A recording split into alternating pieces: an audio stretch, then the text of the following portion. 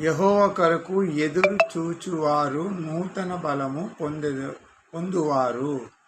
పక్షిరాజు వలె రెక్కల చాపి పైకి ఎగురుదురు, అలయక పరిగెట్టెదరు, సొమ్మసిల్లగా నడిచిపోవుదురు. యెషయా గ్రంథము 40 అధ్యాయము 31 వచనం.